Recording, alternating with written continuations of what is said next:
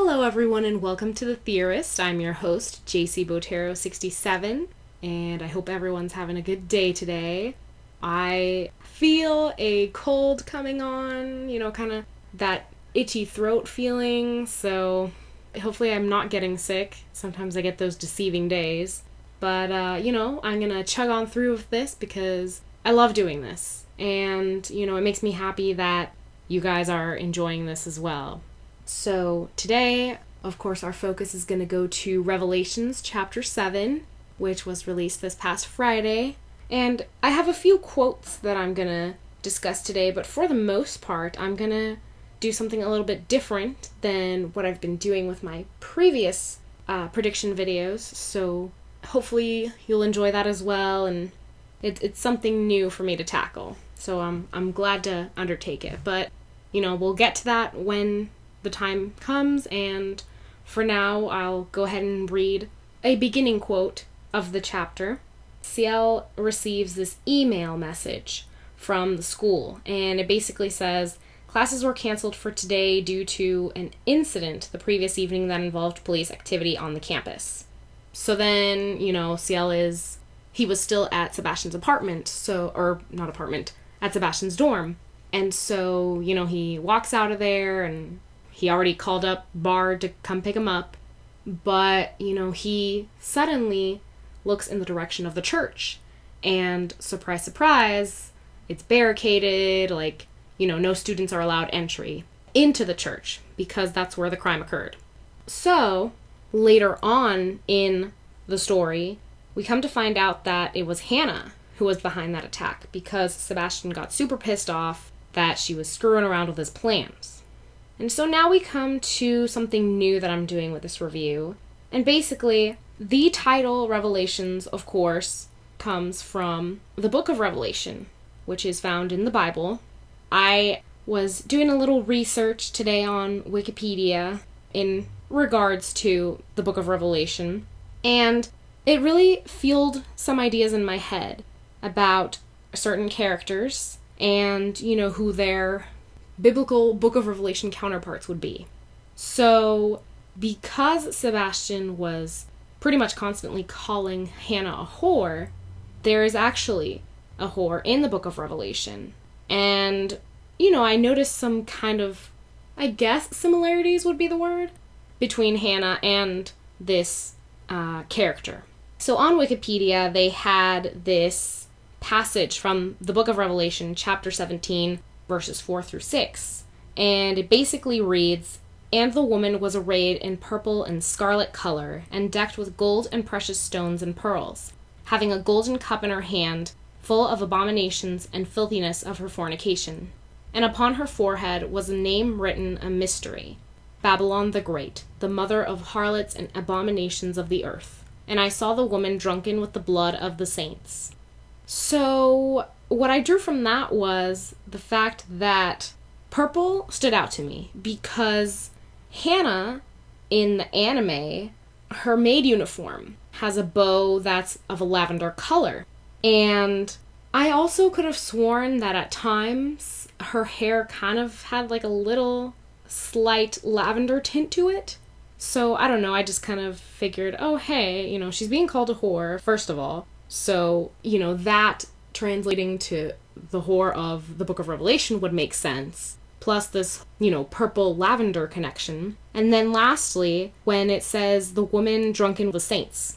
The students that were attacked, could be considered saintly. I mean, they're going to a Catholic university. And so that got me thinking too, because so far we just know that she was behind the attack of this recent student, the one that was killed in the church. But, she could also have been behind the death of Elise, and I think there was, another student death mentioned before. We didn't, really read about it, but it was briefed upon. So, she could be behind all those deaths, especially if Sebastian is getting upset that, yet another death has occurred. And so, there's this other little passage in the Wikipedia page for the story of the whore character, and basically it says that she is associated with the Antichrist and the Beast of Revelation by connection with an equally evil kingdom. So, I kind of interpreted that as, okay, Sebastian would more than likely be the Antichrist. And I say this because so far, a lot of us have been predicting or making theories that Ciel could be an angel. But, as I was looking through that Book of Revelation Wikipedia page, it kind of struck my mind that what if Ciel is the second Christ? I don't think anyone has really pointed that out, but that could be a possibility. Of course, the back pain is deceiving, or at least just making us think that he would be an angel instead. So, something to think about. It's a new theory. I didn't even think about it until I read Second Coming of Christ on that Wikipedia page, and I was like, oh, I have a new theory now. But yeah, that would obviously make Sebastian the Antichrist. And then there's the Beast of Revelation, who would be Claude, because you have that trio, Hannah, Claude, Sebastian. What I was reading from the Wikipedia page on the Beast of Revelation story was that there are two beasts, one that comes out from water and then one that comes from the land. I'm not really sure which one Claude would be, but that would complete the trio, as I've mentioned already. So that would be really interesting. I do plan on looking more into that story of the Book of Revelation. And, I actually do plan on reading the Book of Revelation in its entirety and kind of, making connections to it, to this fanfic. But yeah, I guess what stood out to me for Claude being the beast would be that if Claude were the one to try to harm Ciel, Ciel would potentially get back at him. And I say this because in that Wikipedia page on the beast, it has a sentence here that reads, "The two beasts are defeated by Christ and are thrown into the lake of fire," mentioned in Revelation chapter 19, verses 18 through 20. So, Claude again in this fanfic could hurt Ciel, and in return, Ciel would get back at him, and get back at him good. So that's like an interesting possibility of what could happen later on in this fanfic. So now we'll go back to a pretty big quote from Anime Kujo's Revelation, coming back to the fanfic, straying away from the Book of Revelation. And so that quote reads, "But what if the vision that St. John received from our Savior was not the whole story?" Ronald pursed his mouth at the question. What if God only told him what he needed to know so that humanity could be prepared for what would happen one day, but not about how or why the revelation would happen in the first place? What if there was a deal struck more than a millennium ago? One that would give good and evil an opportunity to battle out for the fate of the end of the world. Spears' emerald eyes danced with the knowledge of something his younger counterpart did not understand. Leaning in, he whispered into Ronald's ear, "There are things you don't know. Wheels that are turning and destinies being fulfilled that are taking place as we speak." Basically, I interpreted William's quote as not necessarily is this fanfic going to follow the Book of Revelation word by word. It's going to stand out. It's going to have its uniqueness that Anime Kujo is going to spark in there. So, I'm really eager to see what things she'll draw from the Book of Revelation and then what new things she will implement to it as well. Because, that's the thing, you don't want to be copying it word for word, and I know that's not what she's going to do. She can draw from it, but, with all these, twists and, mysteries and whatnot, she's going to surprise us, and, this is bound to be amazing. So, definitely looking forward to what she plans to do in soon-to-come chapters and chapters further ahead. But yeah, I do want to kind of come back and touch base on a few of my original theories. I went a little, not off, but, I decided to go a different route with bringing in Book of Revelation quotes. But now I want to kind of focus on what I feel would happen later on. So I know I kept mentioning that third person that could be after Ciel. And I never thought about Hannah. She totally slipped my mind. So now that we met her in this chapter, we didn't meet her, but we were introduced to her by word of mouth.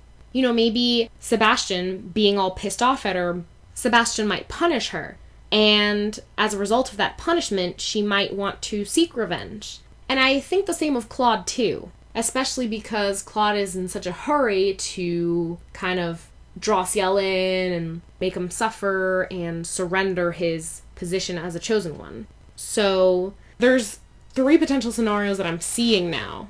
I seriously think Sebastian won't do anything to hurt Ciel, and instead it's going to be either Hannah working on her own, Claude working on his own, or the both of them coming together and plotting against Ciel and, Sebastian as well, because they're going to see that he's falling for Ciel and, it's not going to be any good to have him on their evil team anymore.